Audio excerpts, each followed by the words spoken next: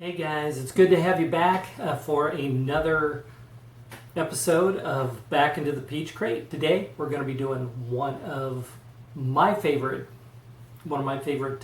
singers, Bruce Springsteen, and a little bit about my relationship with Bruce. And not that I know him personally or anything like that, but the first time that I ever heard him was back in 1976. Everybody was talking about this guy, and that's right around the time that Born to Run, his song Born to Run came out. At that point, I really didn't pay much attention to him, except I liked the one song, and that was about it.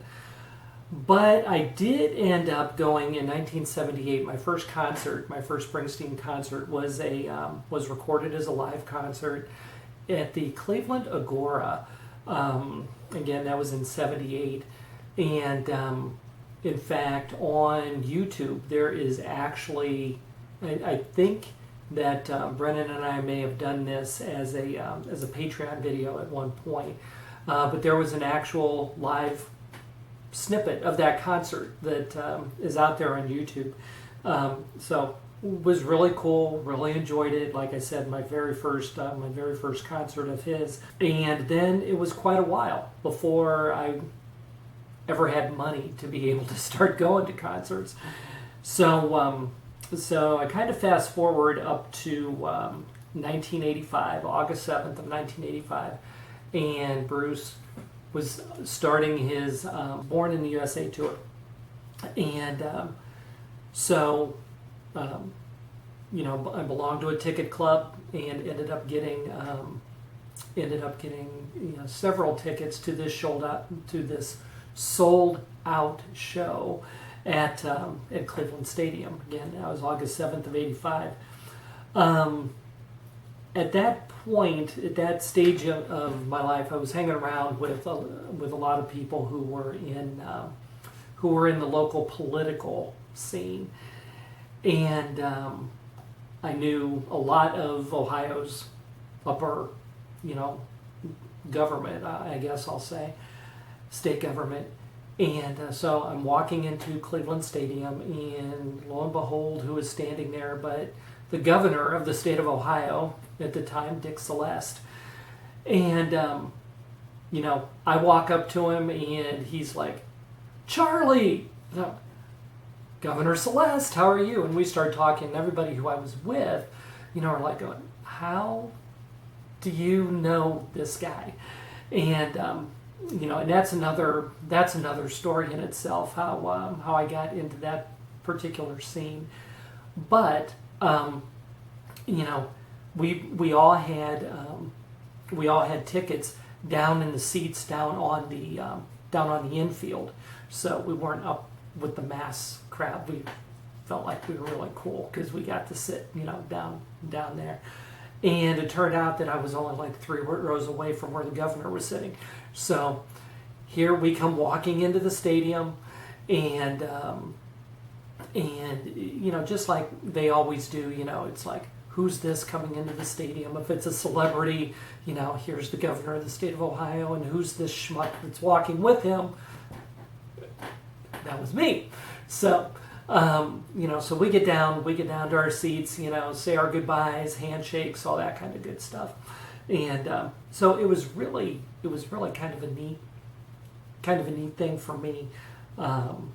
So as I was sitting watching this past week, watching the different news channels that the bass player hates to watch, but as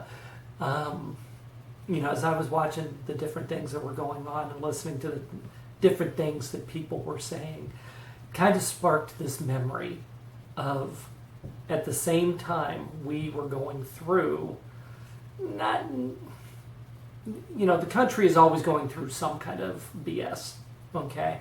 To varying degrees, but there's always some kind of problem going on. Somebody's protesting something somewhere. It's just human nature, I guess. But it reminded me of this song about being, about Born in the USA, and what that song represented, and at that time, and I thought it was really fitting as far as as far as how it is, how it would play now in today's in today's world. So anyway, that's the one I chose for today, and let me go ahead and get this started, and let's enjoy it.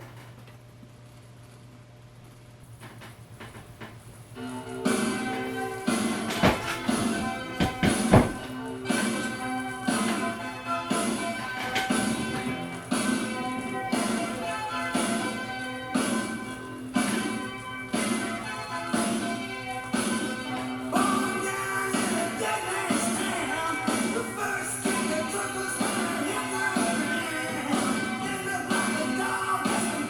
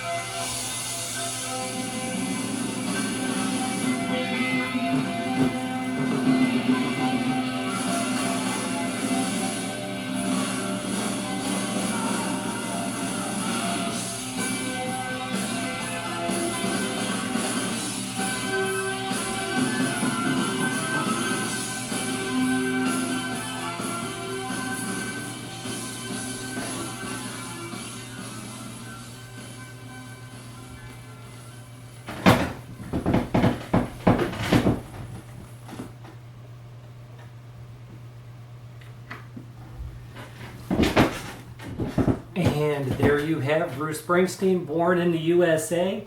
Again, on vinyl, kind of scratchy, but still on vinyl. One thing that I didn't mention, and this was an interesting part of the story actually, for the 1985 concert, and that is that the concert almost didn't happen because all the vendors for the stadium went on strike.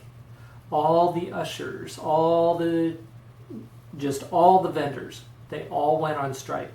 And it was, not sure if Springsteen would actually cross the picket line because he was the boss. He was the working man's hero. Would he do that? Would he cross the line? Jules Belkin, who actually owned or was the head of the Belkin Club, that's who sold all these tickets. That's the club that I was, part of and got the tickets through. Actually made a one-time, I'm not going to say it was a donation, but he provided the incentive for everybody to go back to work so they could hold the concert. And not quite sure what the negotiations were in all of that, or the amount of funding that had to be shelled out in regard to that. But I'm glad that whatever it was that he did, I'm glad that he did it because it was an extremely memorable concert. So thanks again for being here, and thanks for listening to The Boss with me, and I will see you next time.